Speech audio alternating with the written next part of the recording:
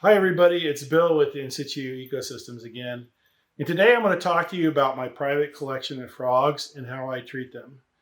What I'm doing is not recommended to anybody. It's what I do for my frogs. If you need help with your frogs in medical treatments, I urge you to talk to your vet. You might encourage your vet to watch this video if they're not familiar with frogs and see if they agree with it or not, and maybe even talk about the outcomes. So what I do when I receive frogs is I quarantine all of them.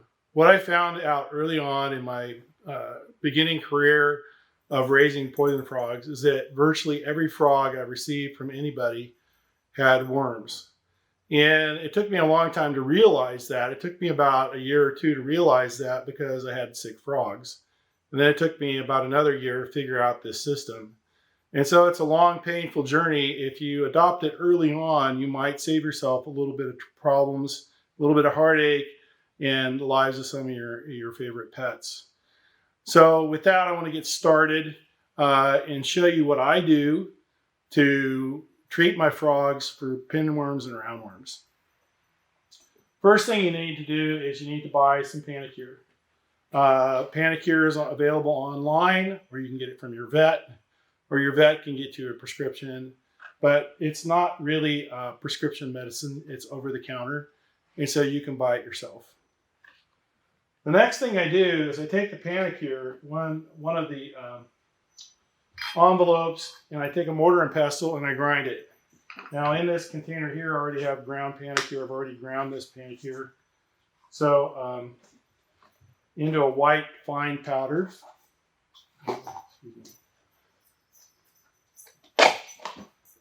All right, it looks like flour.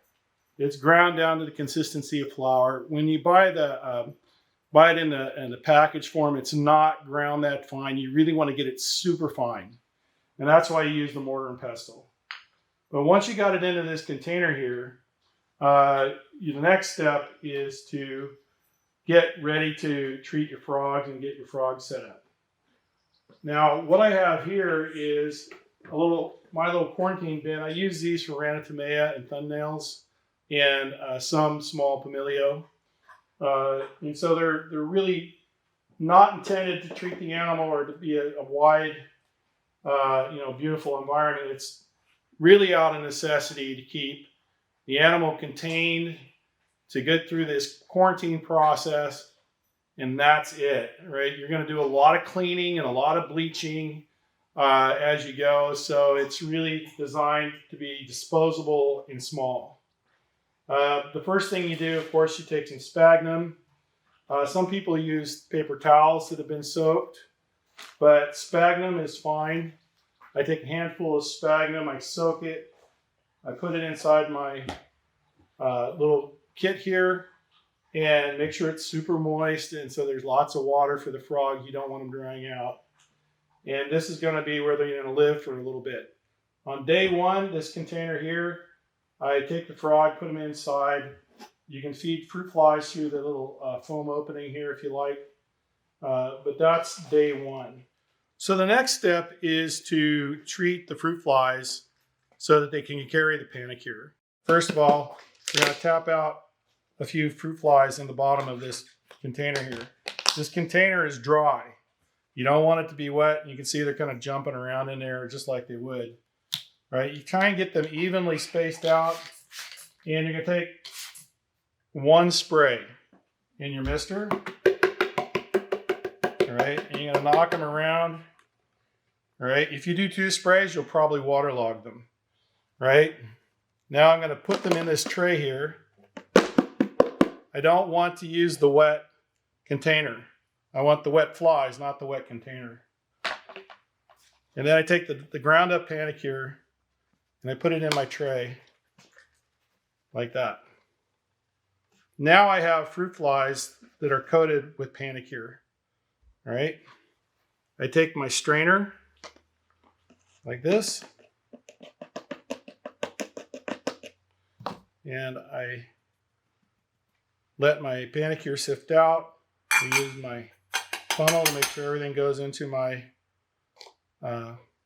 cup. And then I pour the flies into the tub for the frogs. You don't want to overdo the flies. You want them to eat the flies that are coated, right? So day one, you put in just a small number. Now, one of the things I didn't mention that I should mention is you should not feed the frogs 3 days before you do this treatment. You want them to be hungry so that when they see the flies, they eat it right away. Because if the Panacure comes off, it's not going to work. Another thing about Panacure that's really important to know is it does not kill the pinworms or the hookworms. It is an anesthesia, and it causes them to release their bite on the inside of the intestines.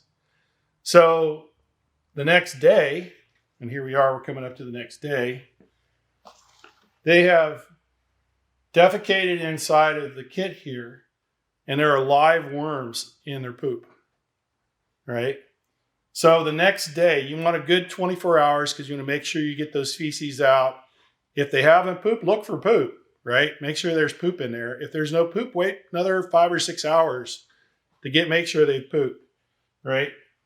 But the next day, you take a brand new container that's been either cleaned, brand new or cleaned or bleached. It has to be bleached to make sure everything's out of it. And you set up a new home for them or a new kit.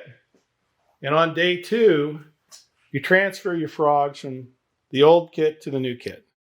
And they're good at that point. Make sure there's lots of moisture. You just leave them be, and they'll do fine. On day 3, you skip anything. On day 4, you feed a very small number of flies. You don't want to starve them, but you don't want any extra flies in there over the next 2 or 3 days. Because on day 5, 6, and 7, you're going to not feed them at all, right? So that they're ready to eat again on the next first day, which is the next Monday, right?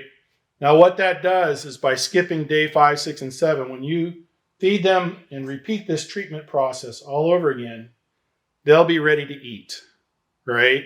And you want them to eat, and you want them to eat a lot, and then you want them the following next days to take out the frogs and do that whole process over again. You do this for 6 weeks, right? And once you get through the 6 weeks, you can either do another fecal test to make sure that they're gone, or you can just assume they're gone. But what I found is at the end of the 6 weeks, they're 99% of the time they're gone. And then lastly, I want to talk about what happens after you get through that 6-week process. Well, somehow you've probably put a cutting from one of your friends that has frogs into a terrarium. It hasn't gone through quarantine, and there's, believe it or not, there's pinworms and hookworms in that terrarium. So if you're getting any kind of cuttings from your friends, you're probably contaminated your tank if you haven't quarantined the plants as well. Plants need to be washed with soapy water, mild bleach solution, if you can. Sometimes we can't do that with begonias. But the idea is you wash those plants, you get them into the own quarantine, you leave them in that quarantine for 3 months. It takes 3 months for the egg cycles to go through for these types of parasites. If you don't leave them sit for 3 months and you put them directly into a frog tank, you could very well end up with pinworms or other parasites again. So this is such a problem with collections because plants come from everybody. Everybody's giving plants to each other. It's hard to do all the quarantine work. You can kind of do what my friend Warren did and throw in the towel and say, okay, I give up. And what he does is he feeds dusted fruit flies to his entire collection every 6 months, with the idea that once he does that, it resets the clock on the frogs in a lot of the same ways as a dog, right? When you have dogs, you treat them every 6 months. Sometimes they treat dogs every month now for worms. So it doesn't hurt the frog or the dogs. So that's what we do. But anyways, I do the every 6 month treatment, even though I've quarantined the frogs. And that just helps me make sure I've got the best possible treatment for my frogs. right? And so I wanted to share this with everybody on what I do, and hope it helps you in your endeavors with your collection as well. Thanks a lot, and have a great day. Bye-bye.